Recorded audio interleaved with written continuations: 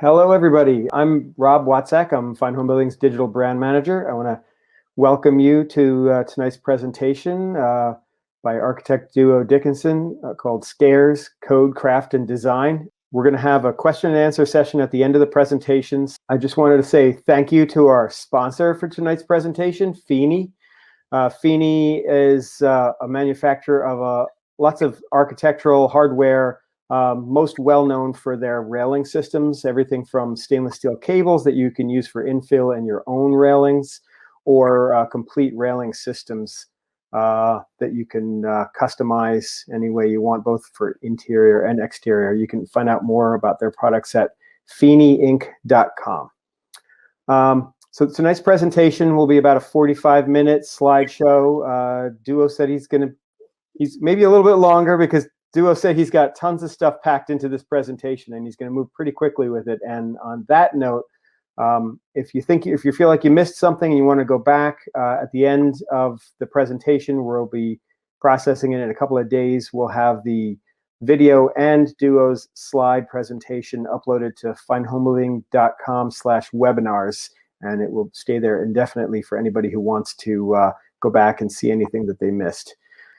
For those of you who don't know Duo Dickinson has been designing homes here in his home state of Connecticut and around the world for over 30 years. And he's been a regular contributor to Fine Homebuilding and our parent company, the Taunton Press, writing both articles and books for us on design. And I'm not going to go into detail about his presentation because I know he's got a lot to talk about. So I'll just hand over the mic to Duo, and here we go. So first, thank you all for being here. It's an honor to be part of this. And it is a situation where, unfortunately, I could talk about this forever because over the 30 or so years that I have, actually 40 years that I've been an architect, we built over 1,000 things. And in those 1,000 things, there are probably 700 or 800 stairs. And some of them are pretty anonymous and not much. All of them are code compliant at the time they were built, and none of them, to my knowledge, has ever failed. So in that way, stairs have been really at the center of a lot of what I do as an architect for people in their homes. And so this is Fine Homebuilding. The things I'm going to show you that I've done are really homes. They're not civic or institutional. They're about people using the stair, and the stair really is, if you think about it, more even than the bathroom or the kitchen, maybe not as much as the front door, but where homes have stairs, they get used every single day, unless they're just a little basement stair that you go down. But if a home has more than one level, the steps become literally part of your life. And steps should have an oxymoronic relationship, which is, first of all, they should be really cool and interesting and evidencing craft and innovation. At the same time, they should be completely effortless and often simply silent, because a stair that makes you careful or cautious about its use really defeats its purpose, which is to give you an easy transition. And especially in the world where I'm a baby boomer, and I'm sure there are baby boomers out there. And as people get older, one of the things that feels worse is movement. And if your movement involves ascension or descension on a stair, the stair can either help you or it can make it much worse.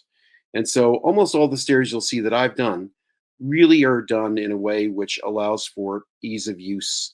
So there's also an aspect where the actual ease of use is central to what we do. And since I started my career working out in a woodworking shop, the craft is also really essential to my view of a lot of steps. I'm going to go through this very quickly. Now, the truth is that, as I say, we use stairs every day, and these steps almost always have building codes, but they also have an enormous overlay, which is that stairs have got stair part catalogs endlessly, providing a billion different things to use to do many, many things. And a lot of spec and normal home builders just use the kit of parts and they make something that works with the conditions they've got. And that's totally great. And it is usually quite affordable. And if it's done correctly, it all meets code.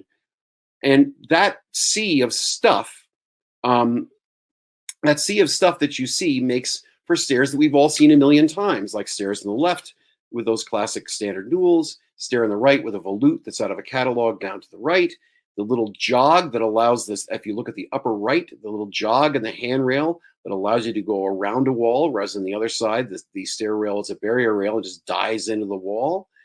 And even though building codes are universal in stairs, except you'll see a few that I'll show you that are pretty interesting, every building code is different, and every code official is different.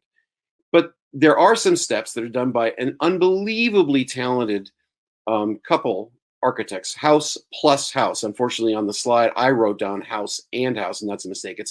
It's Kathy and Stephen House, and they do a certain percentage of their work in Mexico.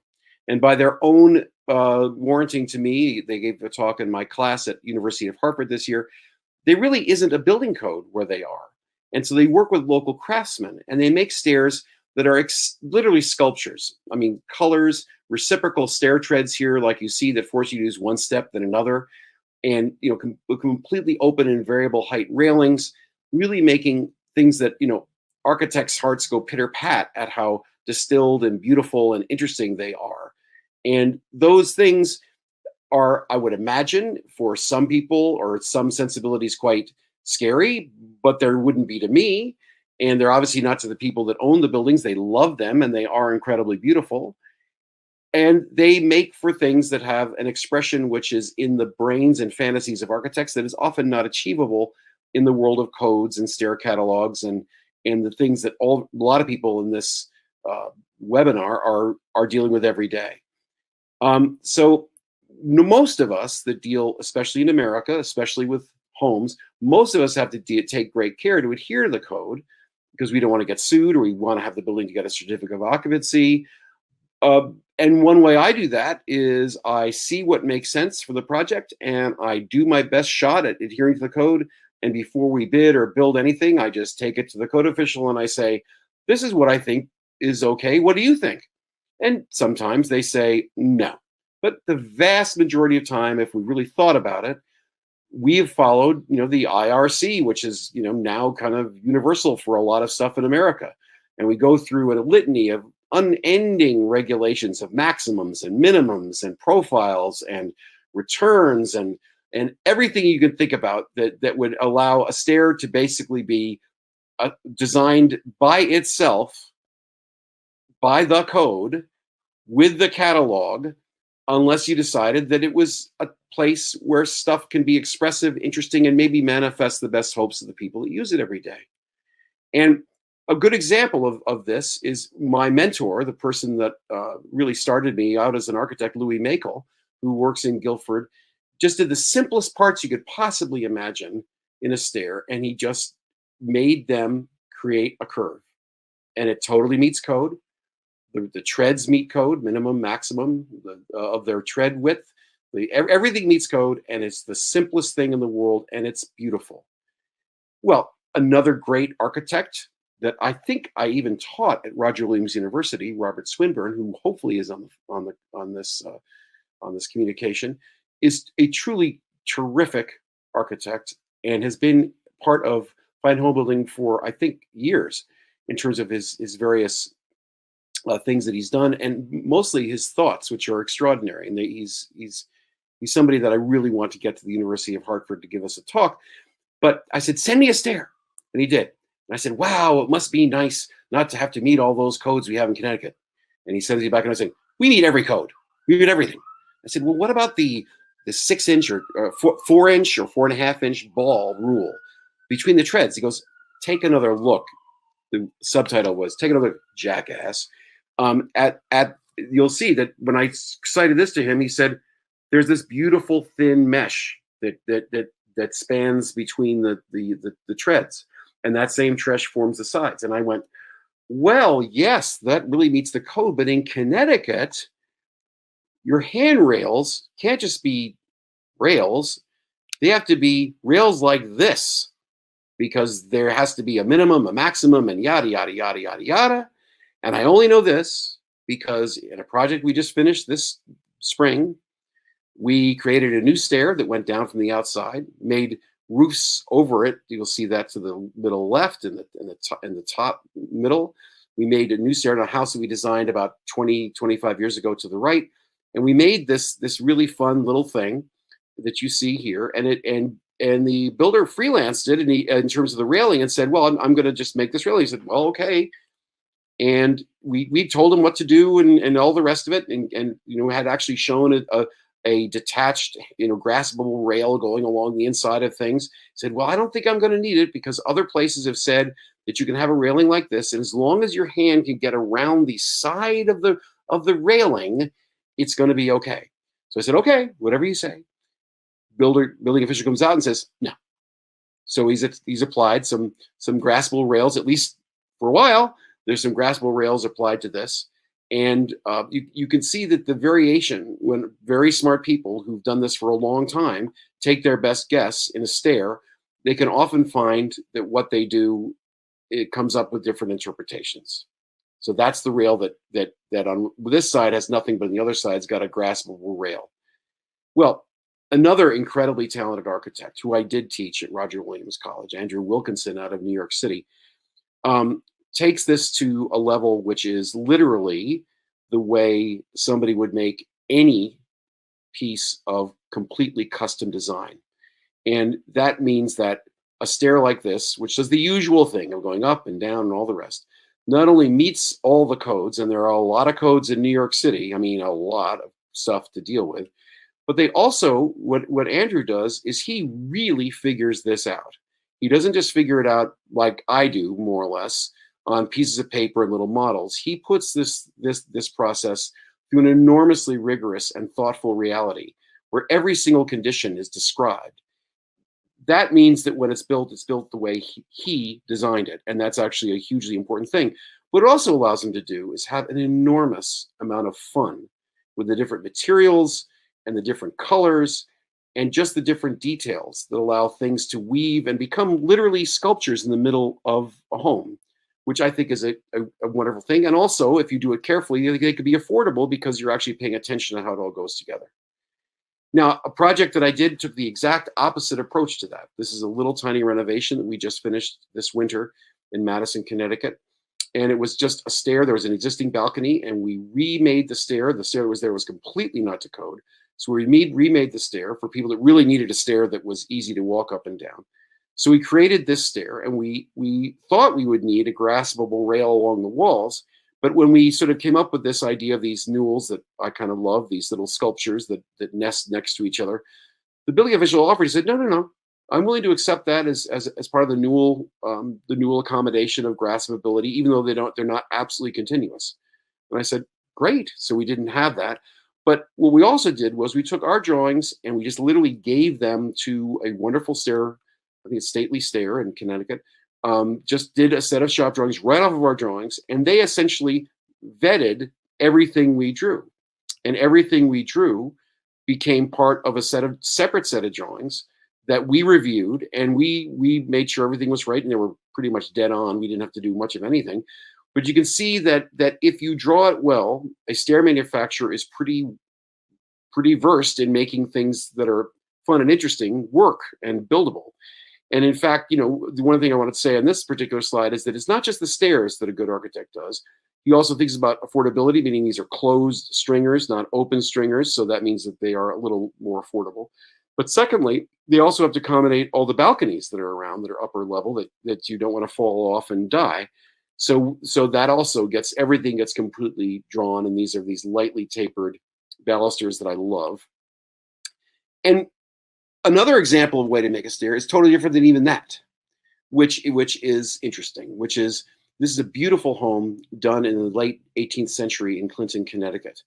And it had a stair in it that was literally end of the world dangerous. And it's still there. It's in that if you're looking at it from the building from the front, it's on the right-hand side that walks up the wall. And it's about 28 inches wide, and it's got risers that are like 10 inches high and treads that are about 6 inches wide.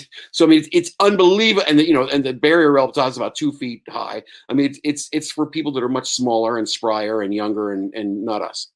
Well, the people that bought it, this is their home forever. And so we did, and this is not an exaggeration, I think we did 7 separate projects to manifest this home over a period of about 25 years. In that, we knew that there was going to be a stair in the middle of the house, but for approximately 15 years, maybe 20 years, there was a construction stair there with snow fencing that met code with the graspable rails applied, that the building official was fine to let us have, and they could occupy it. It was safe, and they had grandchildren, and everything was fine. But what we were planning all along was to make an incredible stair in the middle of this house, which is very narrow. So light comes in directly in it's, I think, maybe 12 or 14 feet wide in the middle of the house. And we made this stair, which essentially was done just from our drawings and unbelievably great craftsmen. And the owners brought in the idea of having some lighting at the treads. We brought in the idea of having a railing that seamlessly morphed into the top of these Newels, which are really these parting Newels, not full Newels. I just love the proportions. And we wanted to make this graceful, swoopy shape, which we knew was not code compliant. And we directly talked to the building official, and he says, I'm willing to let this happen because it is safe, because the vertical of the Newel will be graspable because it's so wonderfully narrow. And that allowed us to make this stair from very simple drawings with a very good stair maker, including making a little platform that goes over a back door, and all the major clearances are all met, and the swoops are all met as if it was, you know, spaghetti draped over things. And it allowed us to make a seamless transition from the front door up to this platform. This gigantic window bathes it in light. And that kind of innovation is harder, or at least more challenging, or at least more complicated today because of the enhanced codes. Because back literally 30 plus years ago, there was a home in Greenwich, and it had a stair in the middle of it that was solid. And it was a standard, like $215 set of prefabricated stringers and treads that was there. And they had their heating plant behind it. And they wanted to be able to turn the kitchen around and have their kitchen look through the stair out into this wonderful house. So what we did was we made this stair, and this is all out of solid teak, and we used and we made we made walls turn into columns, and we had a ton of fun making something that is now completely and totally 100% illegal in Connecticut, which is the open risers, the bottom 4 or 5 treads with no handrail and no barrier. But we made stuff that actually, I think, is functional but also quite beautiful. So we were able to use metal balusters here and have this beautiful teak railing wrap around everything. And similarly, back in the day, connecting 2 floors of an apartment in New York City, we were able to take an existing areaway that was in a factory building that became, you know, the building became apartments, but there was a hole in the concrete floor. That was the place where we could do the stair for sure between these 2 levels that they had purchased and combined. And the only way we could do that and make it work was to actually use a round stair. And the only way to make it really work was to make it with 0 dimension where the radial stair joined its center, which is now totally illegal. You have to have something which is a certain dimension, 4, sometimes 6, at least a dimension away from the center. But we could not do that because of the dimensions involved. But we made a beautiful stair like this. And I can report there is no longer a danger, because the new owner ripped the stair out, and now it's 2 separate floors again. So it's one of these things where it's frozen forever in the amber of magnetic images that we see here, and it's something that I love. Well, the other thing we do regularly is we make a definition between the graspable rail, one you use your hand for, and one the actual rail that keeps you from dying, that falling off the edge of the stair. So when we had not a ton of money, but some money, in a new house, we decided to go with a closed stringer stair, use the barrier rail really as a wall, which is the least expensive way to side a stair, and then use the graspable rail on the other side running along the other wall. And we spent the money to make the bottom 2 treads be lovely and curved and meet all the minimum, maximum tread widths at the dimension of the person going up and down the stairs. And this was before the stair rail had to turn the corner. But this is all out of birch, and I think it shows the way curves can be used in an inexpensive way to make something really special and interesting, and actually welcome you as you walk in the home and you see this turning. And before that, we did a stair in Westport that does the exact same thing, but with a lot more oomph and curving, and made the whole center of the house go away, because stairs can not only transport you, They also convey light and they convey air because they are the one three-dimensional aspect that's in every home, whether there's a double height space or not. So this is a simple stair that goes up to the attic that we defined, and also to skylights that bring the light down through the center of the house. Now, another personal, what I would say, fetish of mine are newels, because newels allow you to do things in the stair code that obviate the need for goosenecks and obviate the need for weird transitions of railings. But you have to be able to deal with having sometimes multiple newels where you only structurally need one. And so in a house that we did in Greenwich a while ago, there was this incredible center stair, which was the point of their fantasy, that they really wanted to have their whole home rotate around this stair. The bottom of the stair, we use these fairly wonderful stout newels, and then we had these barrier newels on either side that keep you from killing yourself, but also are held separate from everything, but not so separate that they're dangerous. They actually meet code. This house we just finished a few years ago in Greenwich, Connecticut, same town as the one you saw before, took that, I think, to another level. The stair runs up the wall that you see with a diamond window in it from the front door on the right. It just zooms up and it goes down a floor and it goes up a floor and then it goes up even another floor. And so it's a 4-level house. And what we did was have used super simple stairs that actually that allow here the basement stair to go down behind the wall.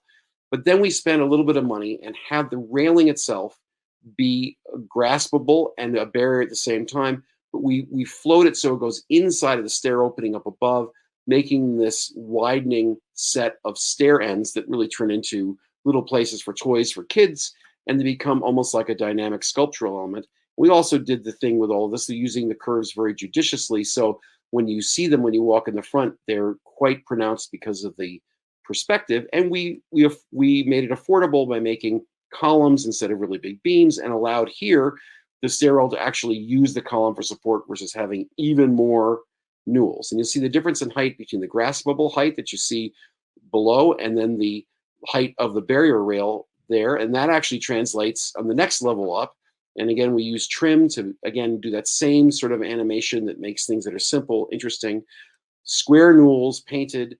Those are cut balusters that are from square stock that's actually been glued up and then cut on a bandsaw to these light curves, so they are less expensive than turn newels, custom turn newels, more expensive than the super stock newels you'd find in a catalog. But at the same time, I think the expression and the nature of this is worth the money, because this is what you see and use every single day. You touch it every day. The thing of light and air in homes is not just about making it expressive and super groovy in terms of its shape and its sinew and its I would say dance party that would happen, is that we used here in a not inexpensive home, we used super simple stair parts, and we literally made the railings bump into the newels, which is acceptable without goosenecks. And in this, you'll see in other places too, we love to integrate bookcases into stairs, because there are these incidental places where you can come up close to a book title, pull a book, or put it back, and you could put it way up high when you don't want to throw the book out, but it's high, but it's there. It makes a presence that's in scale as a unit, as the entire built-in with the rest of the stairwell space. So as this stair goes up and around and weaves in with the bookcases, what we managed to get in, and we did this with some fairly careful drawing and figuring out and structuring, we're able to get in this little gap that you see here that is not evident from the front door, because this is a relatively, I would say, if not traditional home, just simple home. But that gap allows the entire home to vent and allows light to go into the center of a deep home, because at the top of the stair and beyond that barrier wall that we use to save money, there's a barrier wall that wraps around that doesn't have balusters or newels. It's just a simple built wall. This light, this window, which has got expensive but very effective triangular lights that bring light down in, and operable lights in the middle, this actual stairwell becomes the center of the home's light and air exchange, because all around it, with windows open, the air flows up here, and air conditioning is seldom used. And the light that comes down means that daylighting means that the lights are seldom used. So those aspects of using things in a way which I think it makes sense. And I hate to use the word, but environmentally, I'm just a swamp Yankee, and swamp Yankees don't like to throw anything out that's good. And we also don't want to forget the fact that if I can do three things instead of one thing, what you're spending the money on has layers of value. So in doing that, these next slides are to me the most fun, and I'll go on record. I want Fine Homebuilding to publish these projects, but that's just me. So this is, I call this saving and remaking. This is a early 19th century, maybe late 18th century home in Guilford, Connecticut, and this was the stair that was put in the 70s, and it goes kind of semi across the front door. There's this weird thing with slotted stringers and these old pieces of wood with no handrail at all. And there was a weird column sitting in the middle of it. And people loved the house and couldn't use the living room. And it was also just a dangerous stair. So we remade it. But what we did was we took the stringers of the stair and we reused them in the wall that you see here. We actually reused the stringers on both sides, and we reused the treads and made a new stair that made the rise run correct by having the bottom of the stair that you see there in the lower right. The bottom of the stair adheres to the code, and that allows the steps in between to adhere to the code. And we have the graspable rail, which is of Julius Bloom bronze profile, goes zooming down and around the new wall that we made. And there you see the stringers, and there are the slots for the treads in the stringers. And it was one of the most, I think, successful, simple ways of making passage I've ever done, all using salvaged lumber and steel pieces, because a brother of one of the people that did this was a metal worker and maybe was going to make it, maybe not. But we floated these steps, let the wall run behind it. But what that really let us do by doing this is to reuse these treads. And the treads were too narrow to meet code. So the way we made the treads meet code was we made space between the ends of the tread and the walls on either side. And it was just enough that it met code. It saves the original treads. It makes a complement in the painted riser to both the salvaged wood wall on the left and those treads that we refinished from the original stair to the right. And as you can see at the top of the stair, everything is completely open. We use these wire things with toggles to tension them and use a little bit of metal on top of that wall to make a double height space and otherwise a completely confined home with very little vertical expression. The thing that is more fun to me, even than that, is that there was this weird brick stair that was the other side of the home. Very strange thing where there were three risers and runs of one dimension, and the top was this, and then there was another one on top of that, and it was all pretty weird. So we couldn't afford to remove it and remake it. So I went to the code official and I said, hey, can I make a graspable barrier rail that makes this safer and just makes it safer? Because right now all they had were these, you can see those two little squares that you see, they had posts that were driven into this and they had nothing to hold on to, and it was pretty terrible. And what we did was we made this swooping soft thing that actually set the railings to the inside of the opening of the stairs, so it was safe. And we made something that actually, I think, complements the fact that this is a completely non-complying stair and uses, again, salvaged lumber that we brought in to make Newels that use the wall that's there as structure and stiffness, and enabled this stair to, I think, be one of a beautiful thing that keeps everything open at the same time, makes things safer and easier to use. Well, an example from the Stone Age was when Liz and I built our house in Madison, Connecticut in 1984, and I was working at Breakfast Woodworks of Louis Makel, and I was figuring out how to do stuff, and we made this stair that you see in our home back before you did need a barrier rail to one side. And so we use this stair, which uses some incredibly beautiful pieces of clear cedar, plus now illegal, impossible to obtain redwood there on the left, that Newel. And we used in between teak scantlings that are boards that are used to build boats and are typically these are like the offcuts of that, and they were cheaper than regular teak. And this is meant to be outside, so it was meant to get wet, no finishes, and it was done. But then we built a barn. And no, actually, beyond that, before we built an addition. When we built the addition, this stair had to go away because we made a new stair. You'll see at the very end of the show. And we didn't throw it away because it was Swamp Yankee, or we didn't sell it. We just put it underneath the house for about 12 or 14 years. Then we reassembled it on the lower left inside of the barn that we made for ourselves. And Fine Homebuilding did publish this barn, by the way, so thank you, Fine Homebuilding. And we made a platform at the top of that run of stairs, because it wasn't a full run of stairs. That's hung. If you take a look at the lower left-hand corner, there's a yoke that goes underneath. The stair hangs on that yoke, and then we built these new steps out of, again, salvaged lumber from sunken ships that were in the Susquehanna. I think they were sunken ships, and so we got 6 different types of softwood. We made this really cool thing, and you can see it from the outside. There in the middle left, you'll see that yoke that the stringers hang on to, and that all plays into all renovations. That there's always something you have to deal with, even if it's just a story or even a provenance, even as the history of the materials you're using. But here, this is a townhouse in Brooklyn, New York, in Park Slope, and there was a mean, horrible, falling apart, literally falling into the center stair that was here, with a wall where you see that truss up above. There was, and I think Fine Homebuilding published this too, there was a wall that went all the way across, and we removed the wall, supported the structure that was there with that truss, and built this flowing set of steps that goes down, which is pretty great. If you take a look to the left, that shelf there has a handrail on it. So you would grab that handrail and get yourself up that side. But on the other side, you would see that we have this railing that comes around and forms this sort of 3-dimensional thing that actually is quite usable and graspable, and the code interpreter was happy with it in New York City.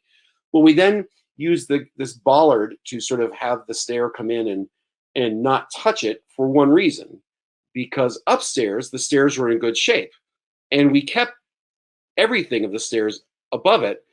But the only photographs I have from this project is around 25 years or 28 years old, is how we cut the old rail, finished the end of the railing, made another bollard, and had the new railing come in and like shake hands with the other railing.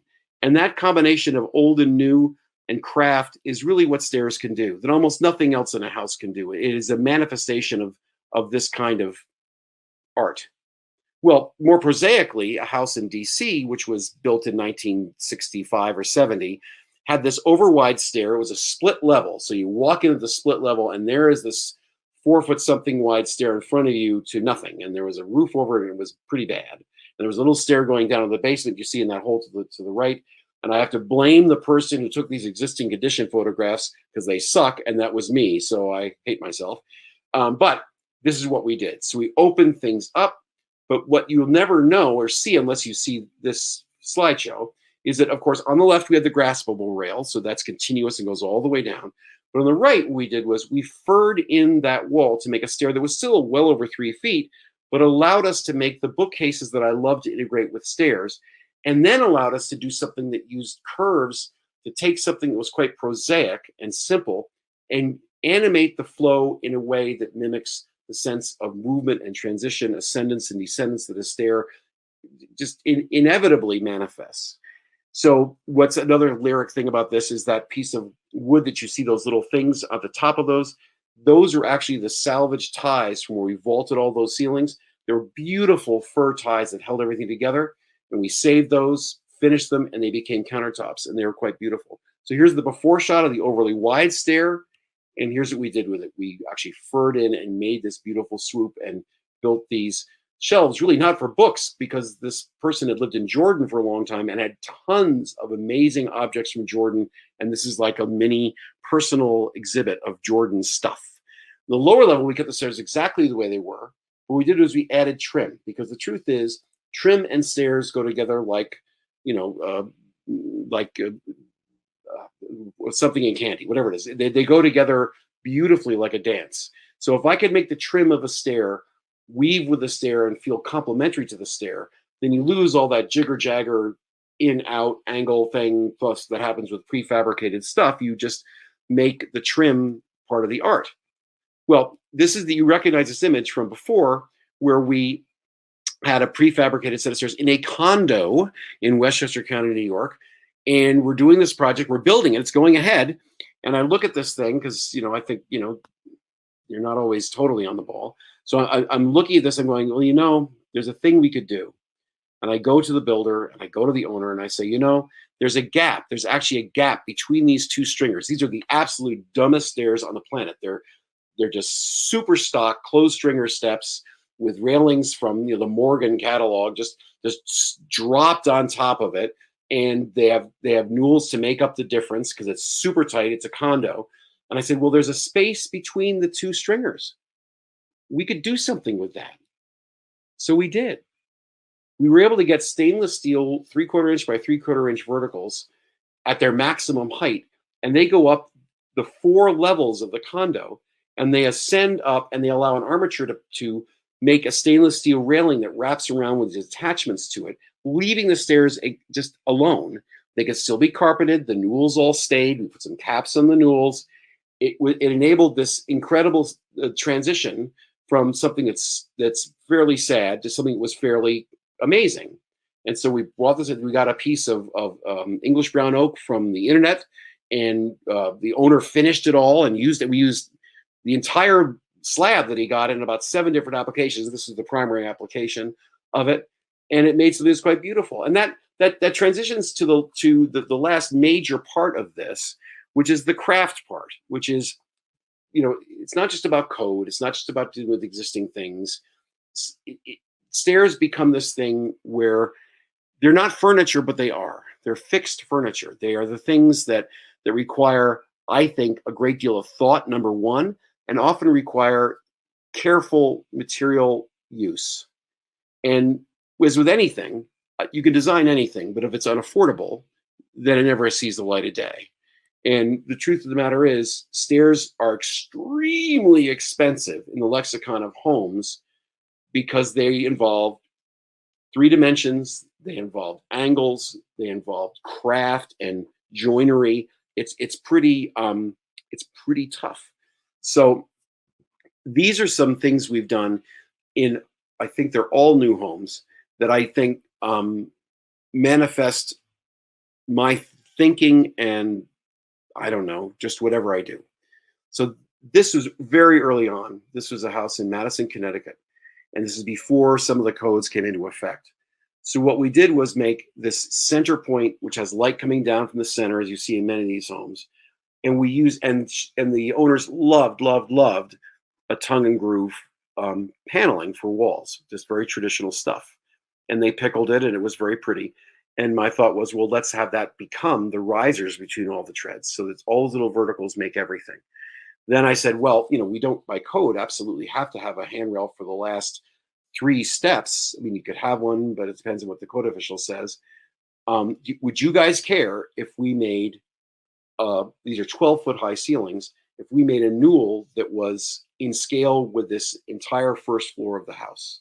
So when you walk in the front door, you see this, and it's this presence. And it also curves, and it's this, it is, in a way, in a miniature way, monumental. And we used actually bookcases again to have the stair have use as well as transition. And in a house we did a few years later, or actually more like 10 years later, we did the exact same thing. We used bookcases on the side. We used very simple handrails with Newels. But what the owner did, which I think is fantastic, is he added this element of paint. So in this very simple thing where we had bookcases all the way up and down the 3 levels of this, and as you use the top bookcases as the barrier, what ends up happening is those architectural features are just part of the architecture of the home. The stairs have this lyric quality, being curved at the bottom and curved at the bottom steps, but also at the bottom of the straight steps. But then adding the paint, which is not my doing, it was the owner's thought, turns them into really an art piece, which I find to be wonderful. And you could see that the very simple quality of all the tongue and groove and the simple things belie the fact that down at the bottom of the steps is this wonderful little splash of art. A house we just finished in California has a completely different idea of what a stair is. Here in this house, and this is a very simple, very simple layout, which is they live in the house that's in brown. The cars live in the gray. There's a lot of outdoor area because it's San Francisco, so it's quite beautiful. But it's this very compact little house that actually, because of the site, has 4 levels to it. A very tiny office up above, and then guests stay in the basement, and their master bedroom's the whole second floor. And so the stairs become incredibly important. So the stairs are though hidden. If you were going from the family room to the living room that you see at the end of this picture to the left, that second gap is actually a slot the stairs are in. And you can see that slot is made quite beautiful because we use skylights above it plus a window, so light is drawn. We actually used a glass floor at the top to let the light go completely down into the kitchen at the middle of the house. And we also marry this whole backside, which doesn't have a view, and combine it with an elevator and other things that are back against, in effect, a foundation wall down below, and it opens up the rest of the house to have a view. But the thing that makes this, I think, pretty interesting are several realities. This is the first year I've done where the owner said, we have this art. We want to see the art from the stair. So what we did was we figured out where the art could go and integrate lighting into the stair walls to actually shine light across and down from where people's heads were to hit these light fixtures. And we made the underside, as you're walking up, these newels come in halfway. The newels actually are little sculptures, and the trim is also sculptures. And these beautiful white oak newels are bathed in the light of the skylights. And here's the art that you saw before. And again, the graspable rail looms up and zooms around. And the final step you see on the left is a variation on this theme. But you see that when we do this, we really think about all the elements. We draw all the elements. We even have fabricators make samples so we can take a look at it. And it takes a lot of time. It costs a lot of money. But the result is it's a piece of furniture. And you can see the way these steps go up and turn in this little sort of belvedere shape, goes up to you'll see it at the top shortly. But in between is this glass floor that allows the light to come down and really transform the interior of the house by all this internal light. And if you're really good and you can see hard, I am actually in the painting you see in the upper right at the far left of that edge. I am there because the owners, as we do in these things, the owners have become, I would say, dear friends. And because we go through all of this, and it's partly about money, and it's partly about craft, and it's partly about hearing what the person says about how they live. If the stair can mesh with the way people live, it's not a problem every day. It's a gift every day. It becomes an effortless transition that your hands like when they touch it, that your legs don't feel stiff when they're ascending, and it also allows you to make turns like this in a way which is effortless, as opposed to maybe a little scary, a little daunting. So we spent the money to make the grass rail go up, and as it goes up, you can see we have to have a barrier rail, which is higher than the graspable rail. So in the drawings, we just made this very simple. It comes in and it dies at these things. And then when I'm there, I'm looking at this, I go like, well, the newels are really nice, but I think there could be some fun. So we took the graspable rail up to a lower newel and then transitioned it, which was a barrier to that little space that you see there. So it didn't need a full barrier because it actually wasn't going down. It was just even going on that little balcony that heads off the headroom there. And then we've got the barrier rail to the right. And this is the way it is in the room. So again, light flows up and down, air flows all the way around, and it makes something which is a joyous thing. And it's in several segments. You would say there are 3 different stairs, basically, to do different things. Here, a very different scenario. Here we have entering at one level, the very small lot goes up 10 feet, and then you have a view of the water. So the owners really wanted to get as much space out of this tiny footprint that they were allowed as possible. So in order to do that, just like we did in the house you saw in California, we made the stair get out of the way of the view. So this tower that you see here, that is all stair. And that goes between 4 levels, 3 runs of stairs. But instead of being different things, this is one continuous, I think, event where we use very similar, very similar detailing and very, I would say, evocative moments. Here, the step pushes back and does a typical scissor stair that goes up. All the undersides of all the stair treads have curves to them that are applied. All these stringers are steel that make these floating corners. So they go down and then across to a wall, and then the other stringer goes into them. So this is not inexpensive, but it was this thing that allowed this fairly tight space to end up being something which allows, again, four levels of transportation every day, because one person works up above top, one more person works down below. The master is in the middle, and then the living room is that second level up from the grade. And it ends up making a place that's filled with light, shape, line. And the owners love this dark stained oak.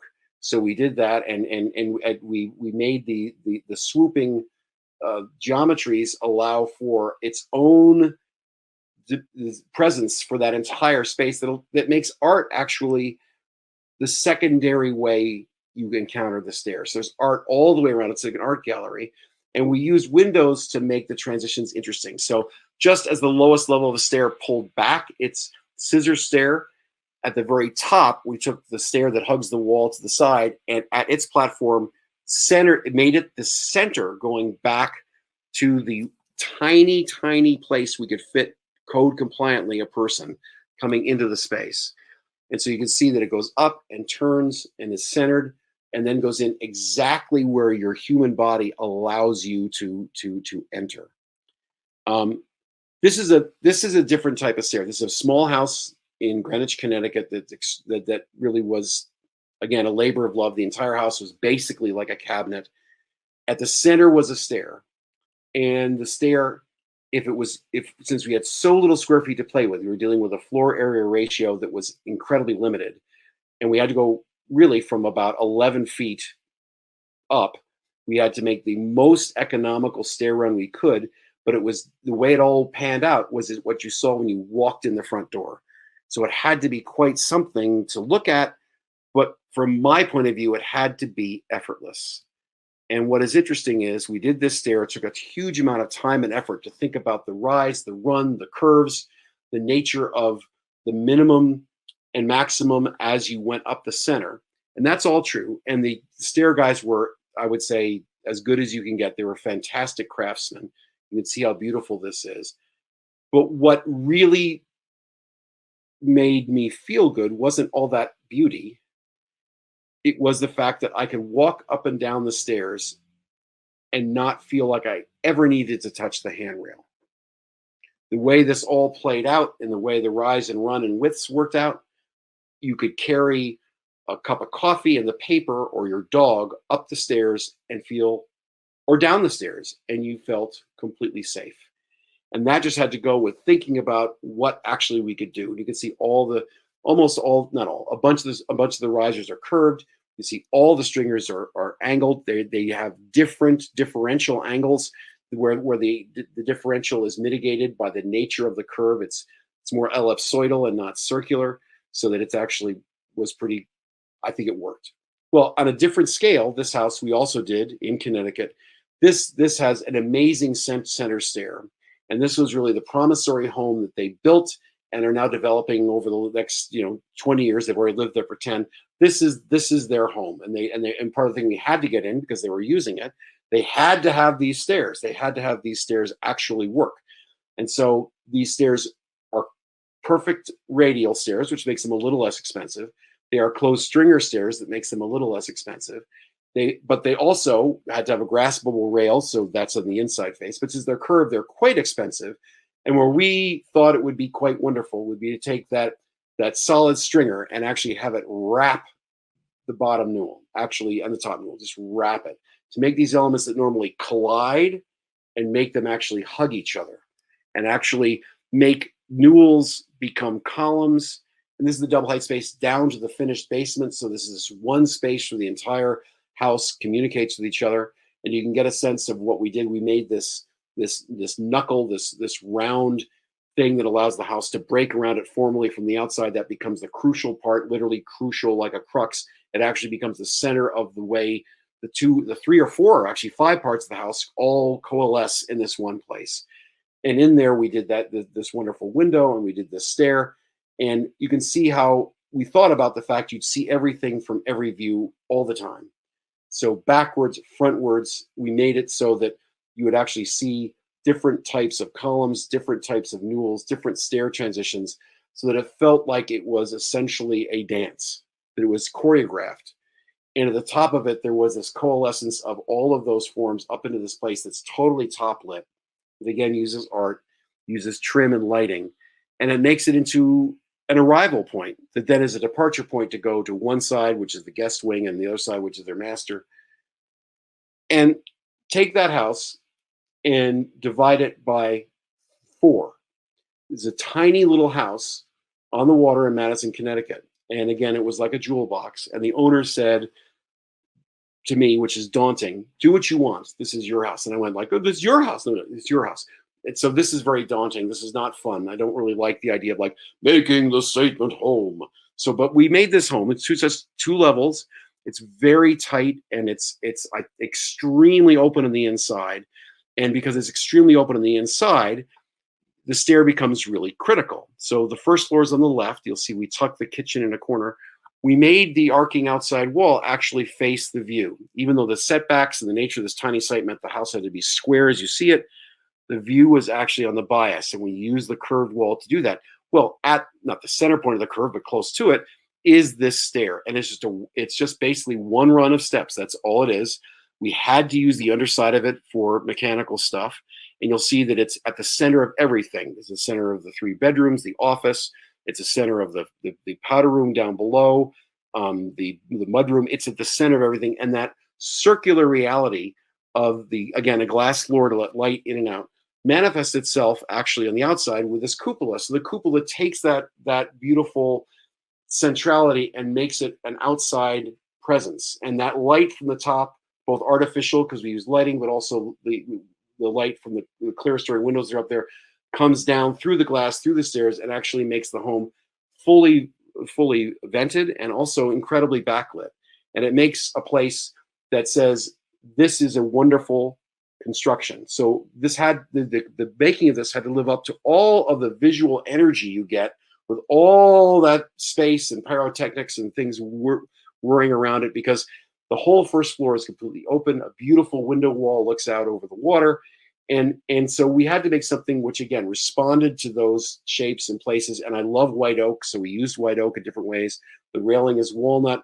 There's stainless steel everywhere. This is the incredibly tight and compact way we did the flooring, glass flooring around all of this. We had to also make it so that we felt that it would be stable. And so what's really pretty funny was, you see those little verticals there.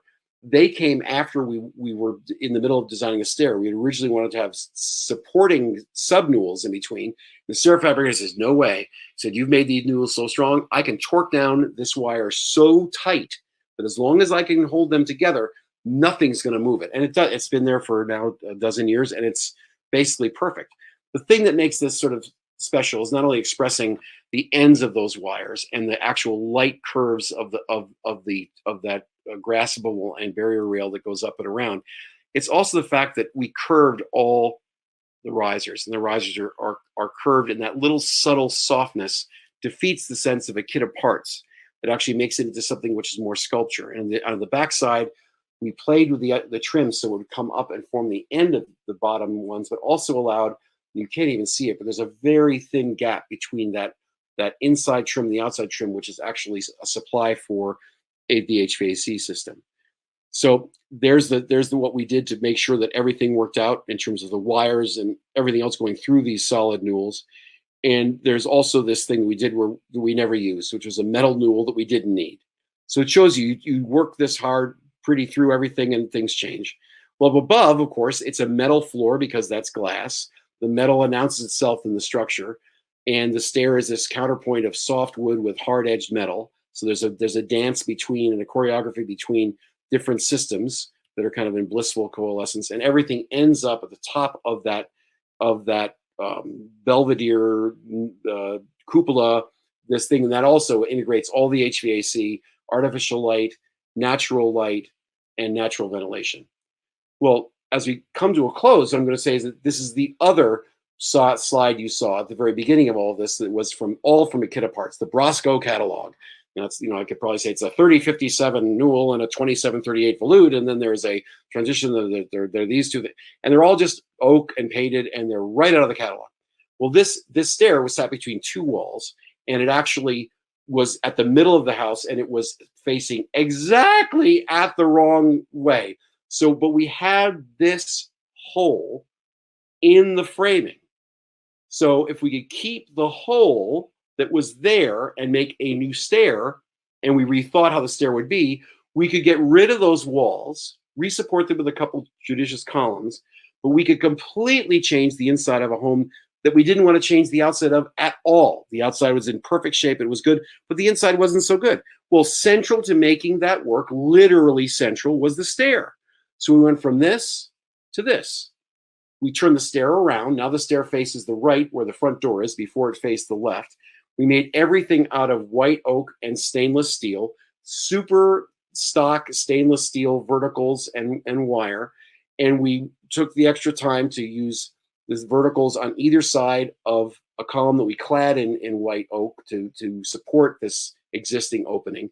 And we literally carved in the field, carved by these great guys. They just literally carved with a router and actually chisels and sanding. They made these three-dimensional transitions between all the different areas. And everything is totally code compliant. And we made a floating stair that sat on these two stainless steel things. And it actually allows complete connection through the entire house. We use, of course, a piece of stainless steel in the riser to make that code compliant for a barrier.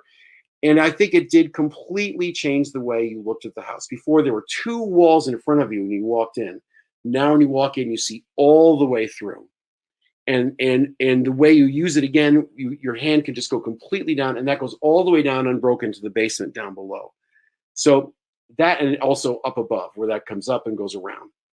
That kind of continuity and simplicity and extreme craft looks simple, but it takes an enormous amount of time to design and can be really expensive. Here, we went through a bunch of different ways to make the stringers because they were quite expensive, and we found a way to make them that was less expensive.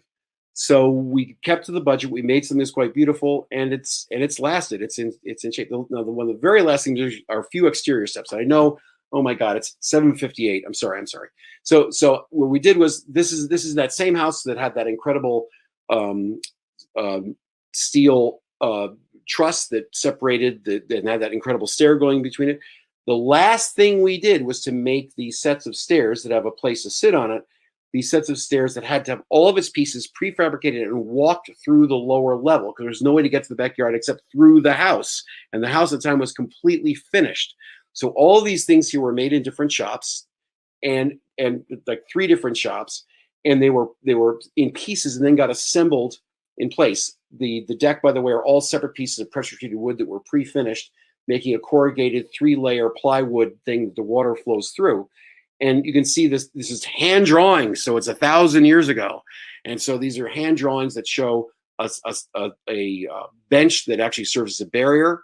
You can see the detailing of the underside. Again, metal railings, very simple, made in a metal shop.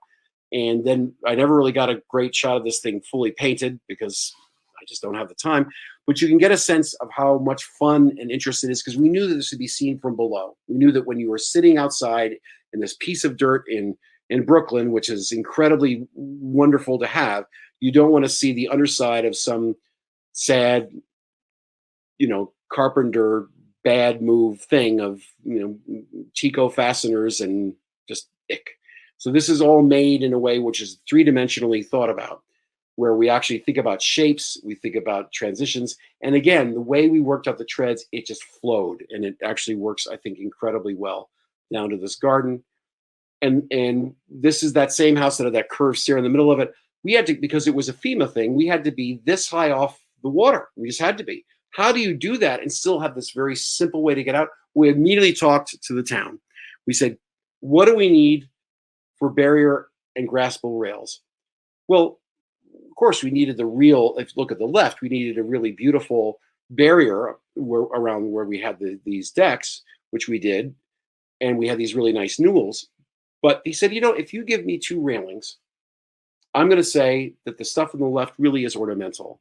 And I'm going to say that these steps are completely what makes sense. And they're all lit, by the way. They're incredibly safe. And because the owner is the owner, they were finished every year. They're all e-pay, and they look just like this now because there's an enormous amount of upkeep. So these should be made out of stone, but in stone they would cost even more money. But because they're completely maintained wood, they're in perfect shape. And you can get a sense of how its presence and scale and size allows for a complete, easy transition to the landscape. And then in a house I designed that had that stair that came down with the two Newels on it, 10 years ago, that person came back and said, you'd saved a lot of money by having this stair, and it has the sidewalls. We really hate the sidewalls. And I really love these railings that I saw in Lebanon. So I looked at this thing in Lebanon, which of course didn't meet any code known to man. And so what I had to do is figure out how do I make a code compliant railing? So what we did was we used that same drapery that was part of this thing, and we reversed it, we played with it, and we came up with something that had in a couple places about 6 inches of ball width instead of 4.5. We ran that by the code guy, and he said, look, where you are, where this is happening, you aren't going to fall, babies aren't going to fall too far. It all works. So we made this thing, and I think it actually turned out really well. Well, the end of this is going to show you this is not just something that happened a long time ago. Some of them happened a long time ago. This is being made right now in Maine for a house that the total budget of the construction is under $400,000. The whole cost of the construction is under $400,000. So the stair is really important to keep that budget down. Well, the owners had this wonderful vision of having a belvedere, a top place, a place of an office and a place of guests. And so we made this form that has 3 wings that pirouette around this stair. And just like that quite expensive house that you saw by the water in Connecticut, this house in Maine does a stair that does multiple levels transitioning up. Now, unlike a lot of the stairs that I showed you, this is a carpenter stair. There's no stair maker around here. This is just made with dimensional lumber, and pieces out of a catalog are put together, including the handrails, the treads, and the risers are just trim, and everything else is sheetrock. So we keep the number as inexpensive as we can, and we kept the number further more expensive by using 4x4s strategically set to not have any of those double transition things that you saw in the house that faces the water. And so even though I think the owners were a little bit nervous about that, this is going to be quite beautiful. And you can see there it is going up those 3 levels, and you can see how there's no really long run of stairs. It's actually quite safe. If somebody falls, they don't fall very far. That's also part of the idea of some stair design is safety. And as you look up from the front door, you see up to the light again of where the light comes in at the stairs. I try to do everywhere. And there it is from the top looking down through that central core. And what I'm going to close with is something pretty simple. And it's 8:03. So I've got it nailed to an hour because there's 3 minutes before I started. This is the stair that replaced the stair that we built in the barn. And it's one of the most beautiful things I've ever done, not because of, I think, the aesthetics, which are pretty nice. It was unbelievably expensive because it was all solid pieces of teak, and we really thought about how we would afford it, but these are all solid pieces of teak. But it is now 32 years old. It sits undercover because wood has to be undercover if it's outside, except if it's in Greenwich and you maintain it every year. And it didn't have to meet the ball rule because it was just before that happened. So I could keep it safe, but I could have things floating a little bit. In doing that, I made this thing that jumps from a stone base up to the house. And it has been unchanged except in its slow graying process for 32 years. And every time I go up that stair, I'm happy. It makes me feel like I've done something. And I remember the man that built it that's now dead. And I know how much pride he took in it. And I think about the humanity, the essence of who we are that's manifest in homes in general, but in things like stairs in exquisite specificity. That the intimate encounters that you have in homes and the hyper intimate encounters you have with things like stairs and doorknobs and places to sit and windows, those things are irreplaceable. They're things that might get lost in a place of catalogs and in a place of artificial intelligence. But in the place where people live, literally, stairs might be the most crucial reality of any home design when the home is more than one level. So I really want to thank you for having me here tonight. It's been a real privilege for me to do that. And I think we might have some questions. We have a little time for questions. And so I'm going to do this. And now Rob is back. And Rob, I didn't say a dirty word. I didn't do anything bad. I think all the slides played, which is really good. So Rob, thank you for all the work you've done to make this happen. So I really appreciate it. Well, thank you, Duo, for a wonderful presentation. I honestly can say that I think I see stairs in a whole new light now. And there were some just amazing examples and inspiration in there. Well, thank you very much. I'm happy to answer any questions that you have. Wonderful to hear whatever anybody was saying.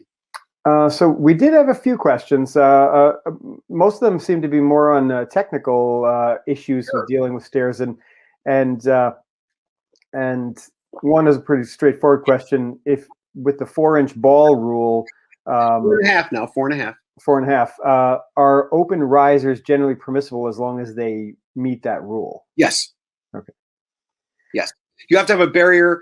There's even one person I know, maybe I did it even, where the slab stringer is so big and the rise is so small that you're under the 4.5 inches without any barrier.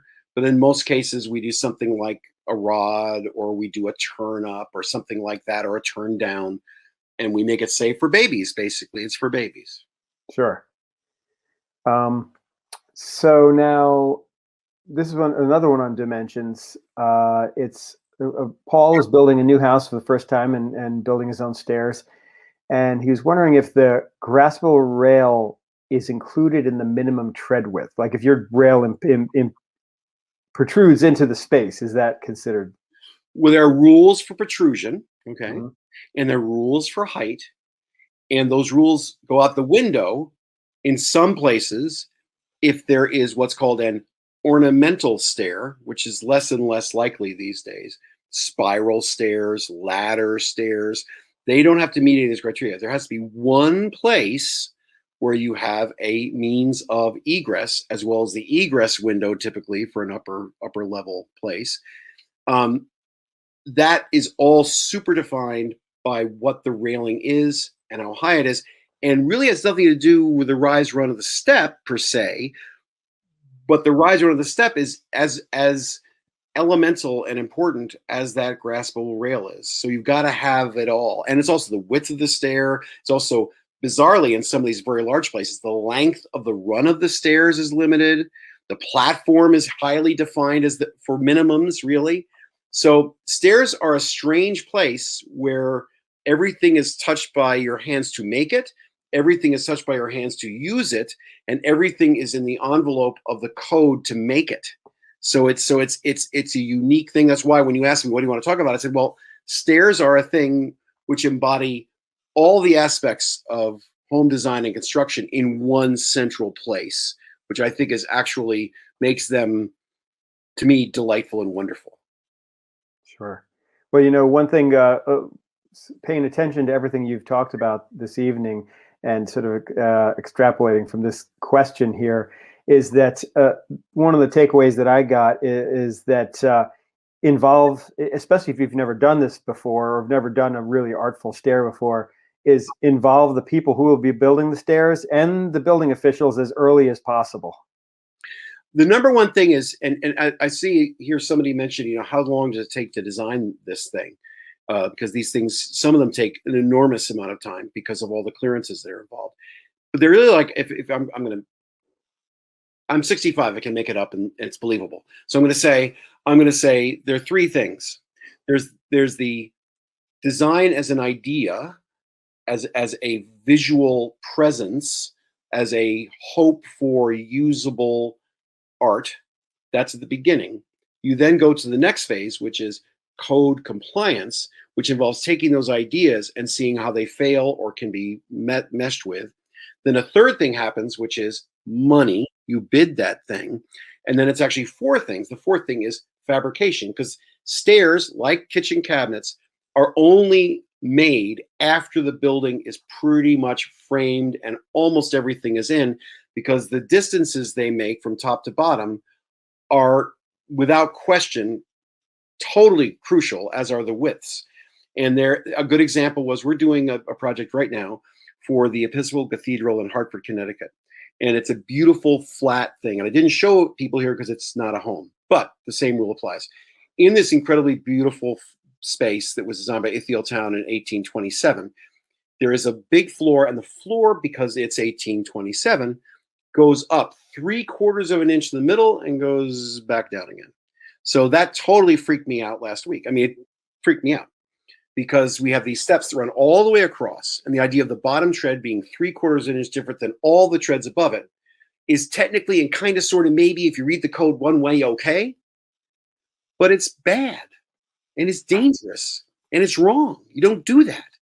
So we figured out a way in this old building, because it's very heavily structured, we can actually sand down the subfloor by about 1/2 an inch in that middle area, and we can fur up that first riser by 1/8 of an inch in the middle, so that pretty much it's pretty even.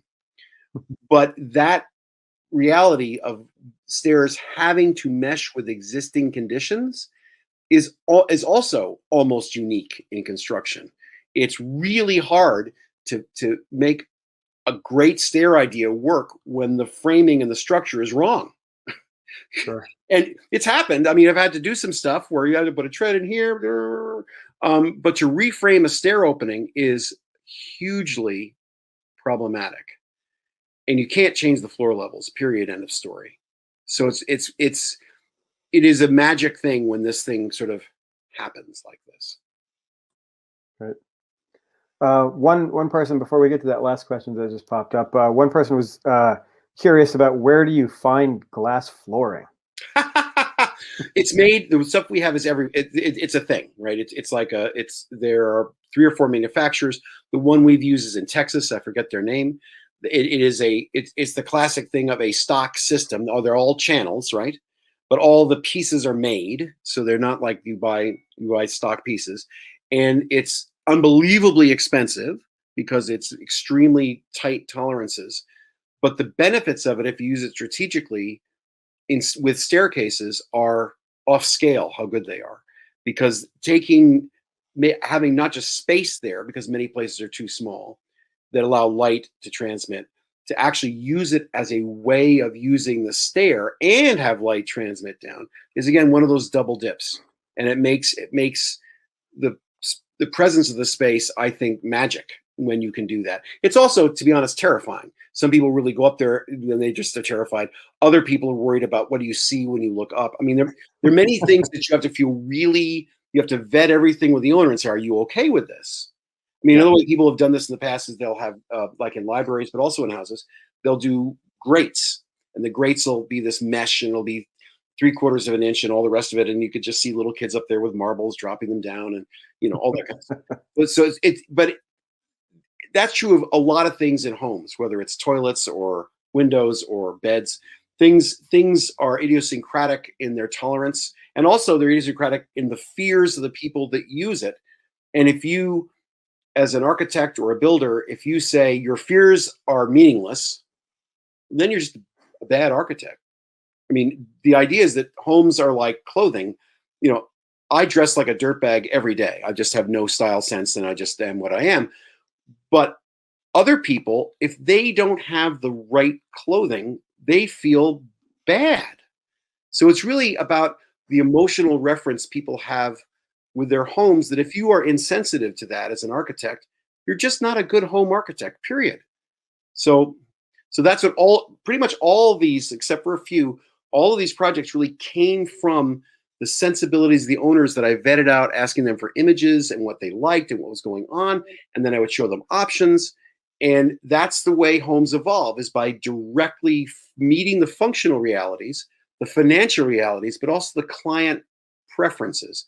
And that's why it's hard to be a residential architect, but it's also, in a way, it's the most meaningful thing I do, is working for families and people like this. Right. We had a pretty simple, straightforward question from Joe in Western New York. He wanted to know how he needs to know what codes he needs to follow and where he can find them. Go right to the building official. You can call him up. Everything is now online and everything is now searchable. It is now, and there are even, failed to mention this, but it's not just the code. There are also wraparound codes that some states have that take things and either evolve them, change them, or explain them, and they give an interpretation. But even with those things, the national code, the wraparound code, the state codes that are all evolutionary and actually made more specific, the specificity of the actual individual code reviewer in homes, not public space. Public spaces are, if you fail the code, you're done. Get out. You're sued, or we can't open. Forget it. You meet the code for an institutional use, or you just don't have a building anymore. You just can't open it. But in a home, there are some officials that realize that if it is safe, it doesn't have to meet the code exactly. Now that's a dwindling number. Most are now just like the institutional code interpreters that say, nope, you got to do it. And we do. We don't argue. We don't do anything. Every once in a while, we have to go for what's called a state modification, where an existing condition means we can't meet a riser height or a tread width or a stair width. There are things that we just can't do. So we have to do, if the building official says you have to get a state mod for this, is you do a careful set of drawings, you show what it is, and they send it up to the state, whatever state it is. There is usually an architectural and code reviewer up there, and they review it and they say yes or no. If a building official refers that to the state, it's approved the vast majority of time. If they deny it, it is never ever approved, no matter what you do. Yep. Great. Well, I think we're just about running out of time here for more questions, and but you had a lot of people thanking you for your wonderful presentation. Well, I have to tell you, it's an honor and wonderful. I hope I do this many times with you guys, and I think that I just want to say something for everybody listening in. Oh, hang on a sec, Duo. Your microphone, you must be blocking it or something. Oh, okay. So thank you. But I can you hear me now? Yes, I can hear you now. Okay. Yep. I'm going to say that Fine Homebuilding is been for 40 or 50 years an absolutely unique resource of both art and the science of making things. So thank you for all this time with Taunton Press, because you're unique in the field as well. Well, thank you very much. It's our pleasure, Duo. As you probably know, it's our mission to teach and inspire people, and we couldn't do it without people like you on our side. You're the best. Thanks. Again, I want to say to everyone, this entire presentation is being recorded and will be on finehomebuilding.com/webinars in a couple of days, as we'll do a slideshow. And again, I want to thank our sponsor, Feeney. They provide cable railings, architectural hardware awnings, railing kits. Go to feeneyinc.com to find out more about their products. And everyone have a good night and go out and design some great staircases.